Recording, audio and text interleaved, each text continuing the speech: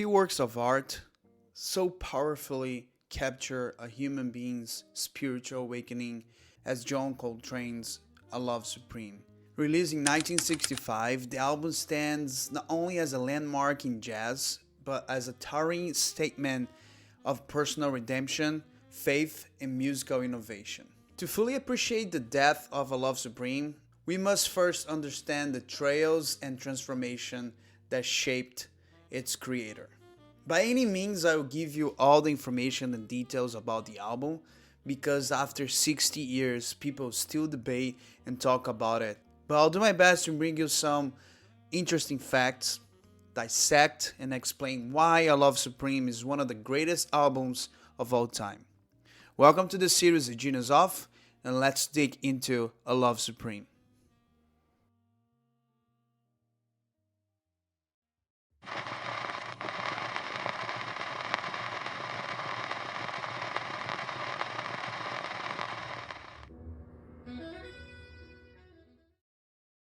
Let's start from the beginning.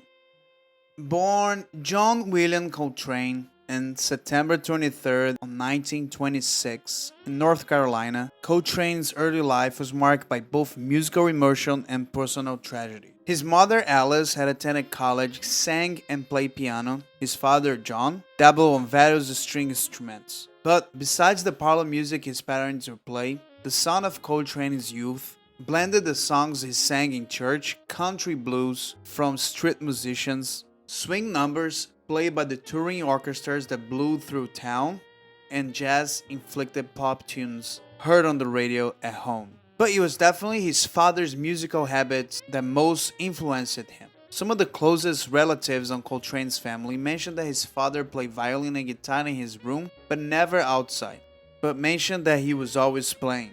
And Coltrane's musical awakening, it's linked with his first steps along a strict religious path. He lost several family members at a young age. In the beginning, in December of 1938, his father, aunt, and grandparents died within a few months of one another, leaving him to be raised by his mother and a close cousin. He's only 12 years old.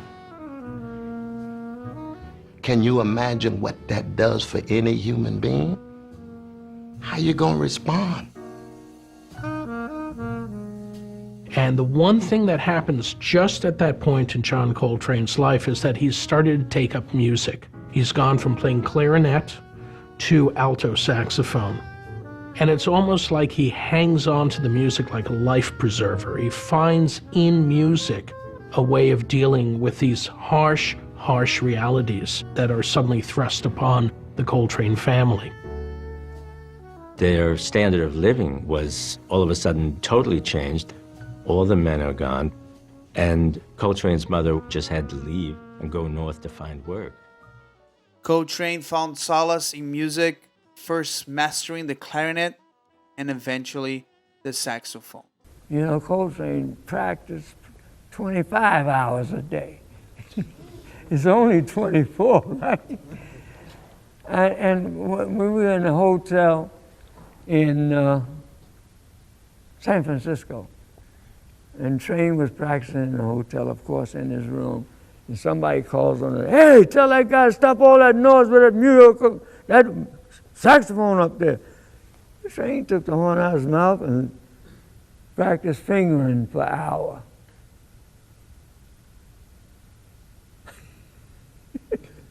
I'm watching Willie Mays.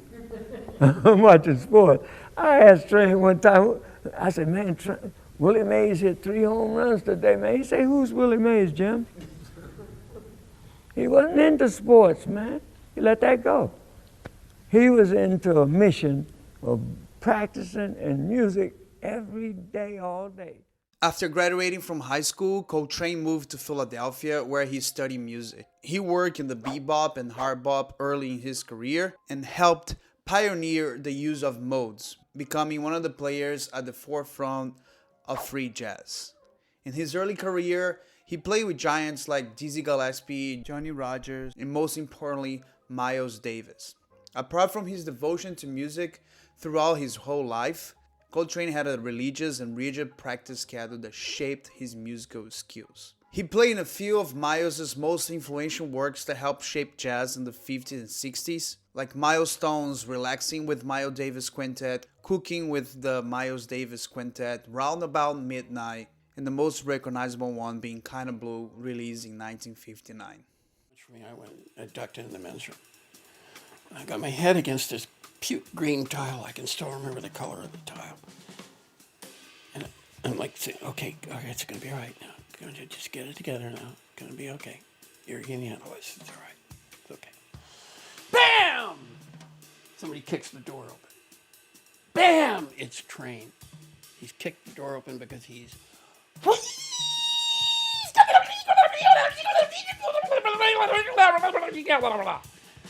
playing at the most intense level you could ever imagine in your life. He never stopped soloing. He's still soloing, and he's like burning in this bathroom because it sounds good. He doesn't even know I'm there. He never even saw me. I'm thinking I'm going to slide right down this tile. I'm thinking my nose is going to open, my brain's going to rush out, pour on the floor. It was so intense. I never heard anybody be more intense with music than that in my life. However, by the mid-1950s, Coltrane's career was nearly over by drug and alcohol addiction. He ended up being fired from the Miles Davis Quintet, ending prematurely his contribution to the group due to his struggles, especially with heroin.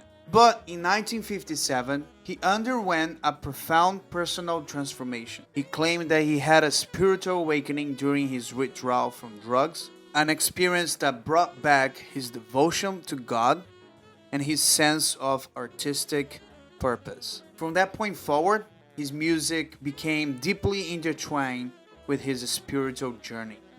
It is common in the jazz circle to say that Miles Davis did Coltrane 3 great favors. He hired him, he fired him, and gave him his first soprano saxophone.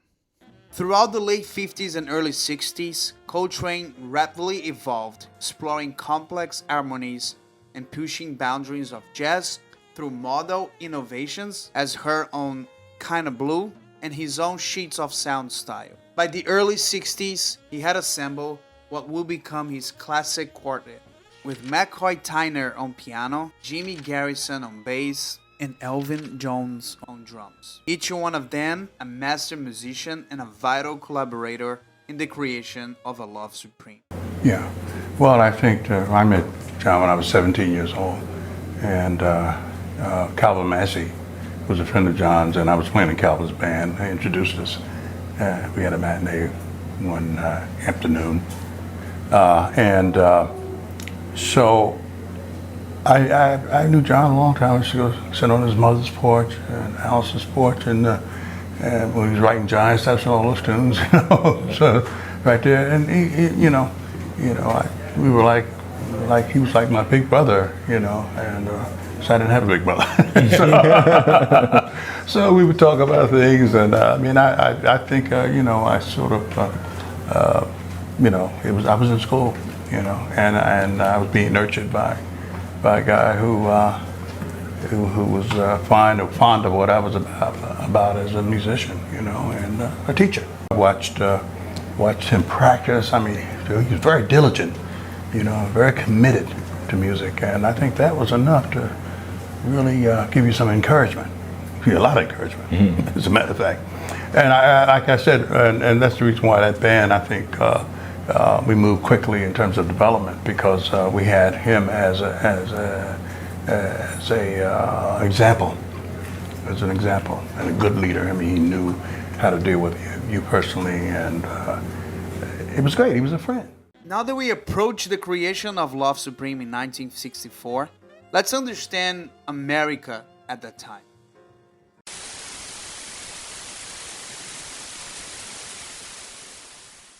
It was definitely a tail end of a hot, portentous few months. LBJ was still settling in his new job as a president. Vietnam War was still happening. and Malcolm X was still alive. A peacetime economy flourished as racial conflicts loomed. The civil rights movement, which has crashed the year before as 200,000 marched on Washington, seemed to stall. But riots were flaring all over the country, especially in Harlem and other ghettos in New York and New Jersey. The World's Fair was in New York City, and the most popular music of the day came from Liverpool and Detroit. While the Beatles and Motown ruled the charts, Bob Dylan delivered his timely third LP, The Times They Are A-Changing. And Sam Cooke would respond by writing the song, A Change Is Gonna Come. On the jazz front, groups led by Cannonball Adderley, Ramsey Lewis, and Chico Hamilton were at the crest of the soul jazz wave. The torch of free jazz, sparked only a few years early by Ornette Coleman, Charles Mingus, and Cecil Taylor, was now brandished by the new avant-garde. And at the same year, Coltrane was also a father. John Coltrane Jr. was born on August 26 and was the first of his 3 children. With all that going on, you don't think that Coltrane would find time to do something else, but he did. If you stay tuned now, don't forget to like, subscribe, share, and comment. It helps me a lot. There's a lot of work put into this video, and I appreciate your love to keep this channel growing and the work spread. Let's get back to it. To understand the Love Supreme, we need to understand the record that came before. If there's one album that can be deemed Coltrane's declaration of creative independence, it is Giant Steps. It was released in February 1960 through Atlantic Records. It was Coltrane's first album as leader for the label, with which he had signed a new contract in the previous year. He recorded 3 more studio albums with Atlantic before signing with Impulse Records. There were 9 more albums released through Impulse, which you're looking at the video right now, and I recommended the album with Duke Ellington from 1963, Live at Birdland, the historic jazz club in New York City from 1964, and the self-titled Coltrane from 1962. John Coltrane was not only a master of rhythm and a master of melody, he became a master of extended techniques on the saxophone. Tonally, I mean, he had a sound that was, so unique at the time. And what he was able to do with extended techniques, false fingerings and overblowing all of that even changed the way that we think about this music, the way we hear. They were fearless, in their attempts to expand the music. Experimentation was not anything that they shied away from. And John, he really made his claim to fame by, again, meeting the mainstream and then pushing beyond that, going beyond that. And that he did that in his approach to harmony, he did that in his approach to rhythm, and he did that in his approach to technique on the saxophone. In 1964, in a small room in his home in Dix Hills, Long Island, Coltrane sat in solitude and composed what would become his masterpiece. He worked with an almost religious discipline, meticulously planning the suite in advance, a rarity for Coltrane, who often favored more spontaneous composition. And when I say compose, I mean more that he received. He never claimed he said he composed. He didn't say he created. He always mentioned that it was a gift from something larger than himself. He was upstairs. It's like 2 weeks he was up there. And she always related these stories to us, in a happy way, that what he was doing was significant and important, and she understood that, as if he was on a mission and she was there to support it. A few days later, he comes down the stairs, and as Mrs. Coltrane put it, it was like Moses coming down from the mountain. And for once, the guy who really thought and rethought about music seemed very satisfied with where he was with his project. And his words to Mrs. Coltrane were, "It's the first time I have everything ready. I've completed the project on paper. I know exactly what I'm going to do in the studio." A Love Supreme is a 4-part jazz suite recorded over the course of one evening with his renowned quartet. He caught Coltrane at a pivotal point in his creative trajectory, crystallizing the 3 years that he spent with his quartet. After hitting retail shelves and radio airwaves in February of 1965, Less than 2 months after its recording, I Love Supreme became a bestseller in jazz circles, and it was heard in college dorms all the way to the ghetto apartments. It was a unifying album boosted by good timing. A Love Supreme was recorded in a single session on December 9th of 1964 at Von Gelder Studio in Inglewood Cliffs in New Jersey.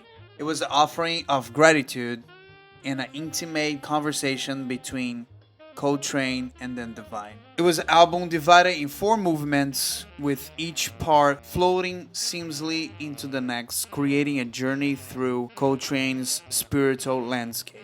What do you think of when you think of this studio? Every great jazz recording that was made in a 20 or so year span. This is Rudy Van Gelder's second studio. He designed this space, built it himself essentially, and it's probably one of the greatest rooms for acoustic music to be recorded in. Part 1. Acknowledgement. The opening movement begins with a deep resonant gong, followed by Jimmy's iconic bass line, a simple pulsing figure. Over this, Coltrane enters softly with his tenor saxophone, gradually building in intensity. Midway through, Coltrane plays the 4-note theme that corresponds to the words "I Love Supreme," later chaining in himself, being the first time that he ever spoke on one of his records. The style of the music is a modal centered around a hypnotic bass figure. The repeated mantra "I Love Supreme" mirrors a prayer or a chant, setting the sacred tone for the entire work. It represents Coltrane's awakening and his dedication to a higher power. Resolution. It bursts with fierce energy. McCoy's piano chords and Alvin's explosive drumming set a driving pace, and here Coltrane's playing is assertive and passionate. He's acknowledging the divine and committing himself to a new path. It's a track that is more structured around strong harmonic progression comparing to the first acknowledgement, and the tone speaks of determination and purpose of sharing his spiritual insights through music. Pursuance. It opens with an incredible rolling drum solo by Elvin Jones. Symbolizes the vigorous, sometimes chaotic quest for spiritual enlightenment. And after the drum solo, the band launches into a heart-swinging, almost frantic tempo. It's when Coltrane's saxophone soars and dives, full of restless searching. It's the most open movement in harmony and rhythm, and also the longest one. Here, the quartet stretches out with solos expressing struggle, questioning, and drive. Psalm is the last part, and it's not built around traditional jazz forms. Instead, is essentially a musical narration of a devotional poem that Coltrane wrote and included in the album's liner notes. Rather than singing and reciting the words, Coltrane plays them on his saxophone with the phrasing and cadence matching the text rhythm. It's slow and deeply emotional, with the rest of the quartet providing a soft, prayerful background as Coltrane's saxophone weeps, pleads, and ultimately praises. It brings a sense of catharsis and fulfillment, and it is the biggest moment of the album. He was anticipating the future. I'd like to make a case for John Coltrane as a kind of prophet or even a kind of seer. Consider his great landmark, A Love Supreme from 1964. This was a music about love, but this higher kind of love, a transcendental love, a spiritual love. Now, it's fascinating to note that 3 years later, you had the Summer of Love, which went mass market. Everybody, hippies, the whole general public was understanding there was a Summer of Love, this higher kind of love. And then you had Woodstock. But John Coltrane was there years before. And he also anticipated the New Age movement. You know, in the 1980s, people said, well, music is part of a spirituality, transcendence, meditation, mysticism. But John Coltrane was doing that 20 years before. Okay, this is way off my element over here, but I'll try to explain musically what A Love Supreme is. It blends modal jazz, hard bop, and early elements of free jazz, and yet transcends any single style. It has an intense but controlled playing, emotional but meticulously crafted. The chemistry with the quartet is nearly telepathic, with each member supporting and amplifying Coltrane's vision. It is obviously that the center theme of the album is the reflection of the man throwing himself on the spiritual devotion, heavily influenced by religious and philosophical approaches. Throughout time, the understanding is that Love Supreme is not bound to any specific faith. It is a universal offering of thanks and celebration of the divine in all forms. It's an album that doesn't bring any answers, but just expressions of gratitude, struggles, and the most important of all, peace. And musically, it opened pathways for the avant-garde and spiritual jazz movements, influencing generations of musicians across genres. That it was like a vortex of a whole new experience. You know, different than Jimi Hendrix, different than Otis Redding, different than B.B. King or Tito Puente or Olatunji. It was a vortex of possibilities. I played in every hotel that I go to. As soon as I walk in, I put on the sound, put up some incense, and I have no doubt that that room is clean from negative, harmful spirits. A Love Supreme became one of the most acclaimed jazz records and one of the most important works of the post-war jazz. By 1970, it had sold about 500,000 copies, far exceeding Coltrane's usual sales of 30,000 per album, influencing a generation of not just artists, but musicians all over the world. But it was a record that made me understand the possibility of music. And it turned me into not only a jazz fan, because I was that as a kid growing up, but kind of a jazz fanatic, and one who would tell you that jazz is America's greatest gift to the rest of the world, and music is humankind's greatest invention. One of the people on the forefront of that gift to humankind is John Coltrane. And he expresses it so exquisitely and so beautifully on A Love Supreme. And this is, put it this way, every house should come with this record. That's it. Coltrane died of liver cancer of age 40 of July 17 in 1967 in Long Island. It was speculated that the cause of Coltrane's illness was hepatitis, and it's also fair to attribute that the hard use of drugs in his early career affected his late life. But A Love Supreme is a document of a man's spiritual rebirth, captured in sound, from the pain and turmoil of his early years to the transcendent beauty of his final notes. John Coltrane poured his soul into this work. It remains one of the most profound statements in music history, a timeless testimony of the power of faith, redemption, and unifying force of love.